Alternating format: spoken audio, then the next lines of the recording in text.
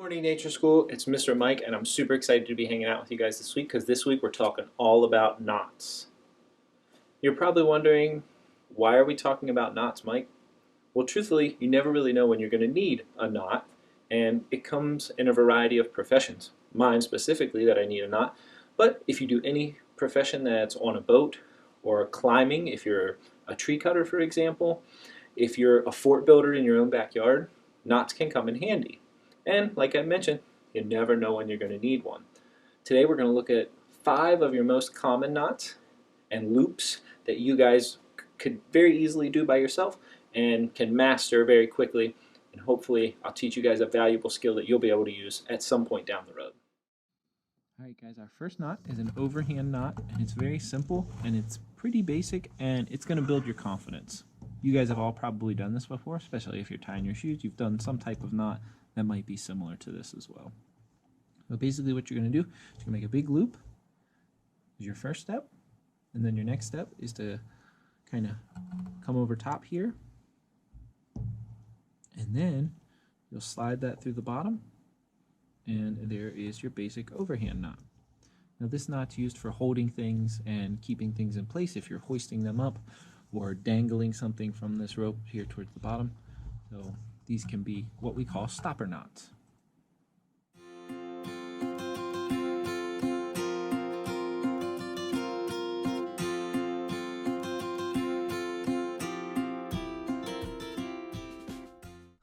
Our second knot is the figure 8 knot.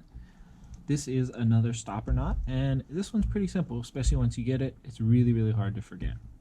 So here you make a little S here, kind of leave the bottom part a little bit bigger, and your next step is to kind of come over that loop, making a small loop up top, just like this, or you can flip it either way, doesn't matter. So make that small loop, just like that.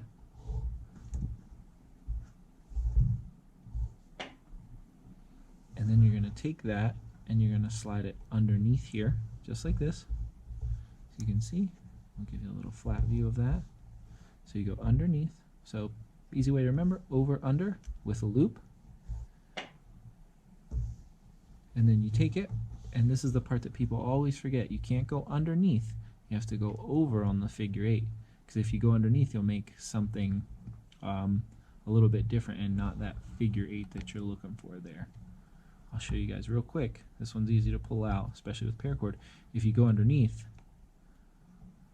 it's not going to make that. It's just going to make basically another overhand knot. So you need to make sure that when you go over and under, you come back under, not over. So loop, loop, through the top. Because if we go through the bottom, you'll just make another overhand knot. And there's your figure 8.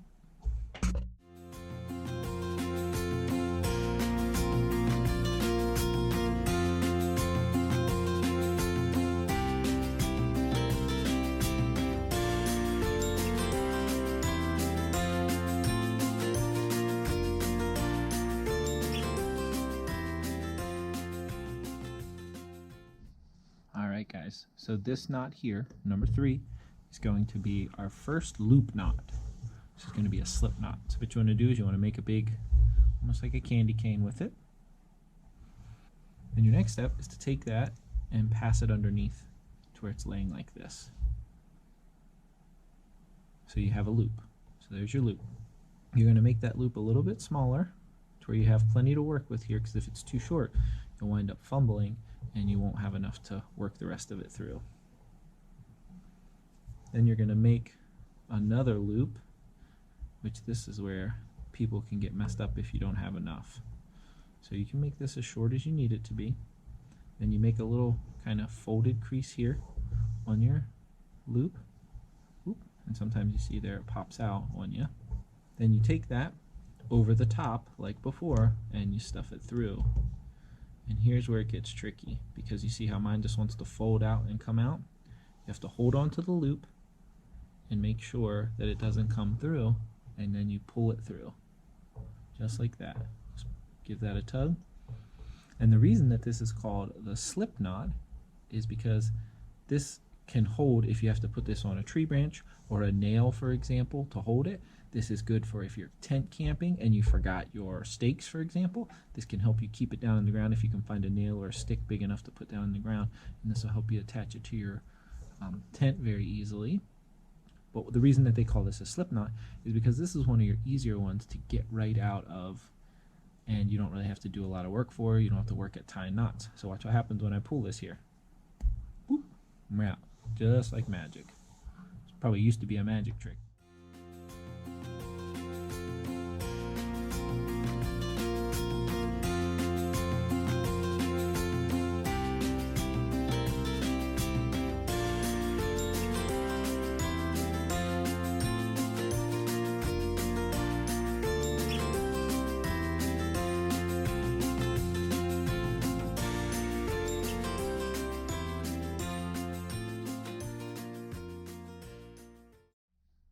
Alright guys, now we're going to introduce a second rope.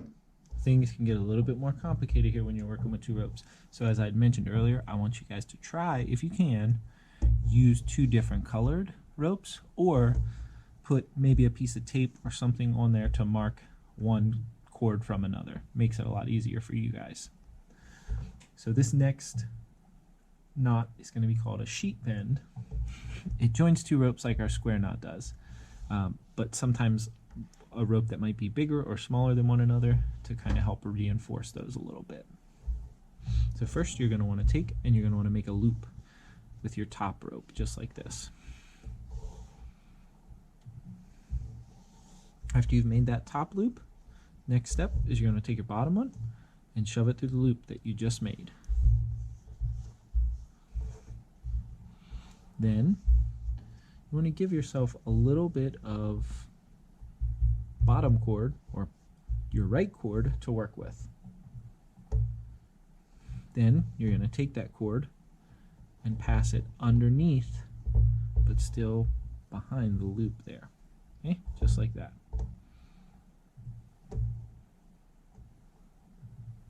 Then you're going to take this cord, your bottom cord, and pass it through the loop and underneath, so that you're able to make kind of a goofy little looking knot here. And then there is your sheet bend. This is definitely a good camping knot to use. A lot of people use this if they take a tarp with them camping, and they take rope or a paracord like I'm using, and sometimes we'll use this to tie off the tarp so that they don't get wet. Very strong little knot we have there.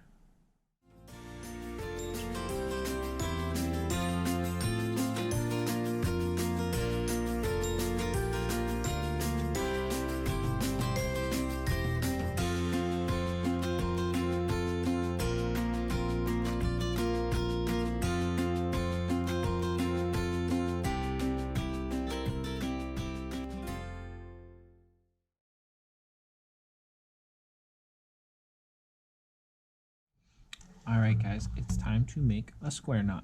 Now this one can get a little bit confusing, so you're going to take your 2 cords and you're going to face them each other. And you almost want to do like you're doing that half knot that we did earlier. Alright? Then your next step is going to be to kind of make a little heart up here like they're passing by one another. And if your cords aren't cooperating like mine, you can hold it or do whatever you need to do to make it work. Now here's where it gets tricky. You have to make sure that your cords pass in the same direction that they passed before to get your cords to cooperate and make this little slidey square here. Okay? So now you can see how they slide very easily.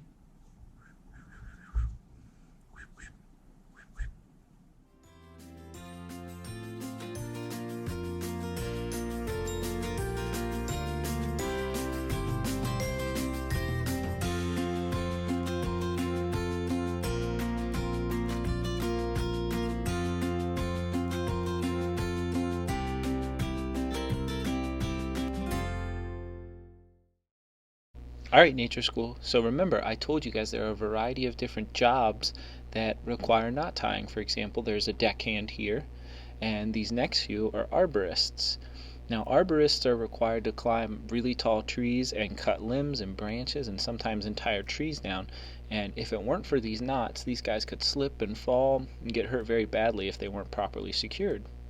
There are also other jobs that require knot tying as a profession too. Rock climbers that take people on tours and things like that, if you've ever been zip lining, and all of those jobs also require knot tying. People in our military also require knot tying for their daily job, and they're often tying a variety of knots, and it's a crucial part of their training. All right, Nature Squad, awesome time hanging out with you guys today. We learned a couple pretty cool knots and simple ones for you guys to try. Now you guys can look through and find some other knots that you might be interested to try, and hopefully you'll be able to pick up, like I did, my favorite knot, which is the figure 8 knot. And this knot is used for hikers and backpackers and a variety of climbers and things, because it's able to help keep their carabiners and everything nice and tight on a nice strong rope. Now look out on the Facebook group, because I'm going to add a few more knots for you guys to try that are simple, not too complicated, and hopefully you guys will be able to pick up. And then look for the challenge towards the end of the week where you have a chance to win a prize. Alright, see you guys next time. Pound it.